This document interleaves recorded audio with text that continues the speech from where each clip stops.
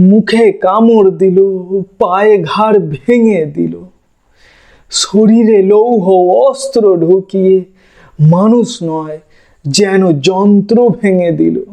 পাগলের মতো ছিঁড়ে খেয়ে নিল মেয়েটাকে।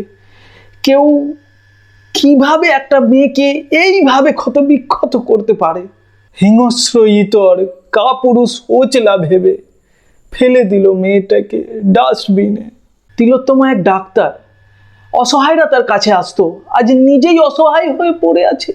ডাক্তার বা ছাত্রী, বাচ্চা বা বুড়ি, কাউকেই ছাড়ে না। যৌনতায় পাগল, হারিয়ে জ্ঞান বুদ্ধি। কেন বারবার এই ঘটনা ঘটছে? কি ভুল হচ্ছে? কোথায় কি করা উচিত? কেন আলটিমেট একটা উপায় বের করা হচ্ছে না? কোন শাস্তি আসল শাস্তি হবে? কিভাবে এই রেপ কেস শেষ রেপ কেস হবে?